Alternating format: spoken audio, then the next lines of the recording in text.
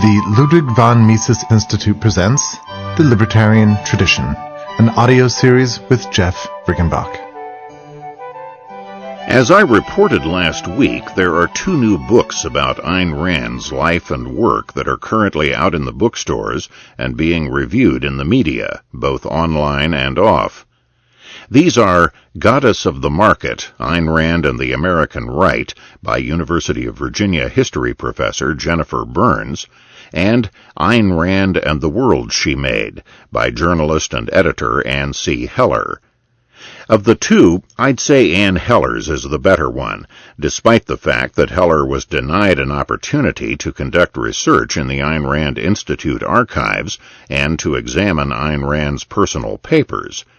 It seems she wasn't deferential enough when applying to Leonard Peikoff. She seems to have given the impression that there was at least some chance that she might actually say something critical of Rand in her book.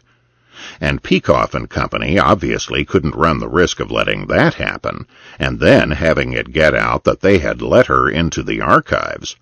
Better to just keep her out in the first place. The fact is that Peikoff and company are far too paranoid to be able to recognize who their real friends are. Ann Heller is not an objectivist, true enough, but she has legitimate literary credentials. She's a former fiction editor of both Esquire and Redbook, magazines that published some of the finest short fiction of the 20th century.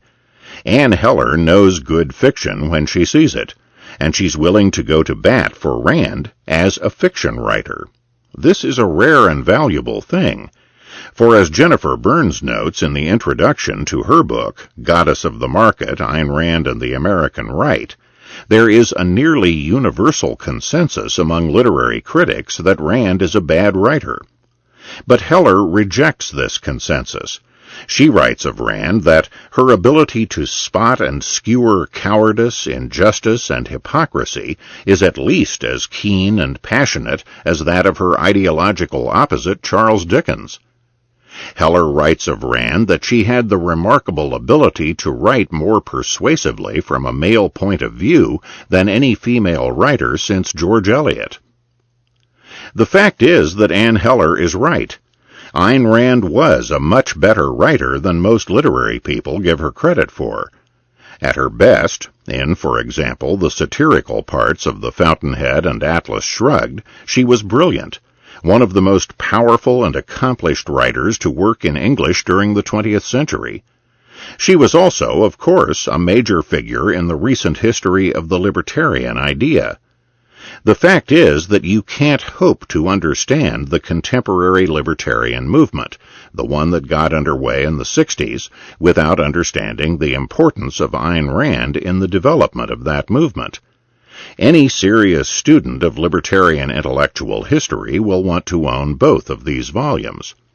And this brings me to exactly what mars Jennifer Burns' book, Goddess of the Market, Ayn Rand and the American Right. Exactly what makes it inferior, if only slightly, to Ann Heller's Ayn Rand and the World She Made. In a word, the big problem with Goddess of the Market, Ayn Rand and the American Right is confusion. Specifically, the state of utter and abject confusion which Jennifer Burns seems to wander around in whenever she tries to focus her mind on terms like right and left and conservative. Exactly the terms she needs to be most rigorously clear about if she proposes to conduct a discussion of the sort she does in fact propose to conduct.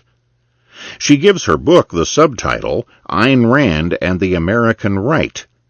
You'd think then that she'd make some effort to explain what exactly she means by terms like right, left, and conservative, wouldn't you?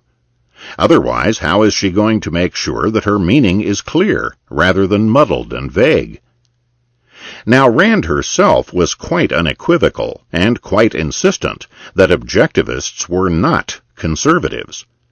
This is how she responded to a question on that topic when it was posed in January 1964 by an interviewer for the Columbia University campus radio station, WKCR. Objectivism most emphatically is not a form of conservatism. I am not a conservative, neither is Objectivism a conservative philosophy. To begin with the positive, I would say that I describe myself as a radical for capitalism. By radical, I mean the respectable or original dictionary sense of the word. Radical means fundamental. Objectivism starts from basic, fundamental premises, in almost all cases diametrically opposed to the premises of today's so-called conservatives. So that to begin with, I want to declare we are not conservatives. It's true that in this excerpt from her 1964 interview, Rand does not deny that she's on the right. She only denies that she's a conservative. And that's not exactly the same thing, is it? Jennifer Burns thinks it's not. She told a live audience at the Cato Institute in late October that she has bent over backward to avoid using the word conservative to describe Ayn Rand. Throughout the book, I juxtapose Rand to conservatives, but I don't call her a conservative, and I don't identify her as a conservative because there are a multiplicity of reasons why she doesn't fit in that category. The most obvious one would be her atheism, but there's a whole host of other reasons, which I'm sure you're all thinking of now, which make her really incompatible with this synthetic modern American conservatism we know today. I'm not sure how successful Burns has been in her quest to avoid describing Rand as a conservative, however. Burns writes on page 209 of her new book, for example, that Rand was blazing a trail distinct from the broader conservative movement. Would this sentence make any sense at all if we didn't take it to mean that Rand was herself part of the broader conservative movement? It would be like writing, Elvis Presley was blazing a trail distinct from the majority of operatic tenors of his time. Burns writes on page 189 of her book that Rand's following among college students during the 60s was a new generation of campus conservatives. On page 202, she describes the same group as a segment of the conservative youth population. On page 194, Burns explains the rapid growth in Rand's popularity during the 60s by noting that the more the guardians of respectability criticized Rand, the more irresistible she became to conservatives who loved thumbing their noses at the ascendant liberal order. On page 204, Burns writes that, like most conservatives, Rand was energized and excited by Barry Goldwater's battle for the 1964 Republican nomination. If this is indicative of the restraint Burns imposed on herself by her determination not to identify Rand as a conservative, I wonder what the book would have been like if Burns had given her impulse to call Rand a conservative utterly free rein.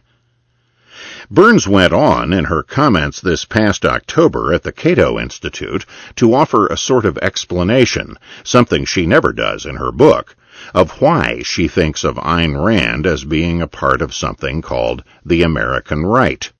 I place her instead on this broader category of the American right. And when I use the term American right, I'm not being pejorative. This isn't a code word for fascism. I'm simply choosing the term, the right, to draw our attention to this broader ideological field that includes conservatives but is not limited to them, that includes other groups, libertarians, anarcho-capitalists, regular capitalists, classical liberals, all those who are interested in limited government and the promotion of capitalism as a social and economic system. I submit that this explanation is, if not totally vacuous, then at least profoundly unhelpful. It does not encourage the belief that Burns' understanding of the phrase, the American right, is in any sense coherent. Anarcho-capitalist, after all, is merely a subset of libertarian. An anarcho-capitalist is merely a libertarian who sees the implications of his principles and remains unterrified by what he sees. If you say that libertarians are part of the right, then anarcho-capitalists are part of the right by definition.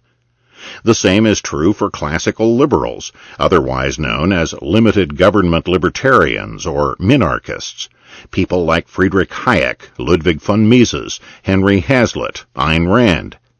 If libertarians are part of the right, then classical liberals are part of the right by definition. But when did classical liberals get kicked out of the left? It's easy enough to find leftist writers who still claim them. Why are these writers wrong? What are regular capitalists? In what sense can anarcho-capitalists, or any anarchists of any kind, be said to be interested in limited government? More fundamentally, what do any of these libertarians have in common with conservatives, in virtue of which they are lumped together as part of the American right? The conventional answer to this question, of course, is that both conservatives and libertarians advocate individual freedom and free markets. In fact, this is not the case. As Ayn Rand told that WKCR interviewer back in 1964, a conservative today is supposed to be someone who is opposed to the welfare state and therefore stands for capitalism or free enterprise. However, most conservatives, in fact, do not stand for free enterprise. They stand for various degrees of mixed economy or various degrees of government interference into the economy. Therefore, they don't really stand for full free enterprise. Nor should this surprise anybody. For historical reasons dating back to the political shifts of the New Deal era, American conservatives used libertarian rhetoric. But it is nothing but rhetoric, nothing but wind. Conservative politicians like Ronald Reagan and George W. Bush do not shrink government, they expand it. They do not lower taxes, they raise them, or they increase deficit spending, thereby raising future taxes. They are just as much proponents of big government as the liberal Democrats they deride for their taxing and spending ways. Conservatives tax and spend every bit as liberally as their supposed opponents. They merely spend their ill-gotten gain on a slightly different set of programs and causes. Nor do conservative intellectuals like William F. Buckley, Jr. advocate individual freedom and free markets. Oh, they say they do, but every time they're pressed on a particular issue, it swiftly becomes apparent that they don't. Not really. For them, as for the politicians, libertarian rhetoric is just a kind of surface polish designed to make them look different from their liberal opponents, from whom, in fact, they aren't all that different. Anyone who wants to understand how and why modern American conservative Republicans, the descendants of the Federalists and the Whigs, came to talk the language of libertarians, has only to read Murray Rothbard's seminal essay and intellectual history, Left and Right, The Prospects for Liberty. Or, if you prefer, listen to it. You'll find it in both print and audio versions at this website, Mises.org. Conservatives are not advocates of individual liberty. They are advocates of statism who hide their true program behind libertarian slogans, just as today's phony liberals are conservative statists hiding behind a smiling liberal mask. The American right is made up of people who can find common cause behind what is and always has been the conservative program. Big, intrusive government that hobbles both international and domestic trade and production in an effort to advance the interests of the big businesses whose contributions keep the conservatives themselves both rich and powerful. Ayn Rand is not now and never has been a part of the American right. Yet, according to Jennifer Burns, in the late 60s, when an independent libertarian movement began to take shape, at just about the same time Rand's break with Nathaniel Branden destroyed the burgeoning objectivist movement, it was Ayn Rand who was instrumental in keeping this newly independent libertarian movement on the right. Here's how Burns expressed her idea to the Cato Institute audience this past October. Her popularity among libertarians, particularly her emphasis on capitalism, ensured that this independent libertarian movement, when it emerged, remained moored to the right side of the spectrum instead of becoming a left-leaning ideology as it had the potential to do. How does Burns figure the early libertarian movement had the potential to become a part of the American left instead of the American right? Well, many libertarians looked, sounded, and maybe even smelled like the New Left. They were hippies. They didn't like the draft. But their encounter with Rand, their vision of Galt's Gulch, which once imagined could never be forgotten, ensured that they remained capitalists, ensured that they were not interested in collective solutions to social problems, ensured they were not interested in socialism, ensured they were interested in trade and free markets. Fortunately, as Burns sees it, Ayn Rand came riding to the rescue. What is the significance here of Rand's presence among this new libertarian movement? Well, it was really significant because it kept the libertarians from becoming just another wing of the new left. And what have libertarians become instead, as a result? Just another wing of the American right? Is that an improvement? Burns seems to think so. Because, you see, the American right believes in capitalism, and the only way libertarians could have been accepted on the left is if they had abandoned their commitment to the free market. Could libertarianism have found allies on the left if they dropped capitalism? Yes. But that wasn't going to happen. According to Burns, when Murray Rothbard attempted in the late 1960s and early 1970s to create a coalition between the newly established libertarian movement and elements within the New Left, this showed that Rothbard was less devoted to free markets than Rand was. I do think that capitalism, commitment to markets remain this fundamental stumbling block.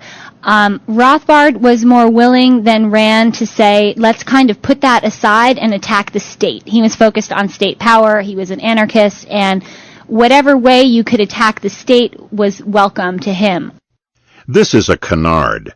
Rothbard was no softer on free markets than Ayn Rand was, and no more eager than Rand was to give them up. Nor would he have had to, necessarily, to consummate the relationship he sought with certain new leftists. Burns doesn't seem to understand that when leftists, or conservatives, or liberals, for that matter, refer to capitalism, they don't mean what Ayn Rand meant by it. They mean the system that is otherwise known as mercantilism, corporatism, state capitalism, or even fascism, a system in which huge corporations, aided by the state, dominate a heavily regulated and centrally directed economy. This is what both conservatives and liberals advocate. This is what the New Left opposed.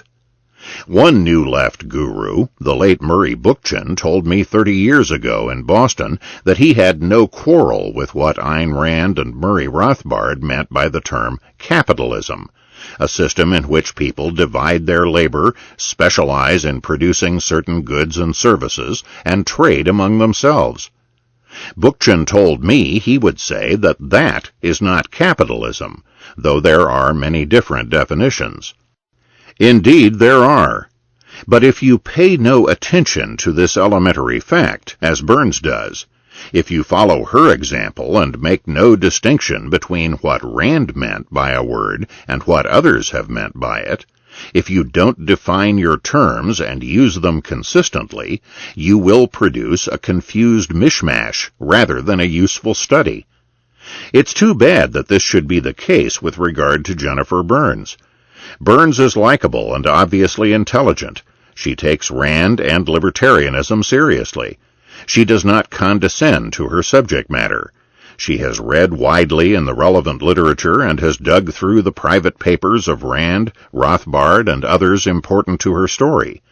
She has made an honest effort to understand this body of work, this movement of ours, and to a large extent she has succeeded.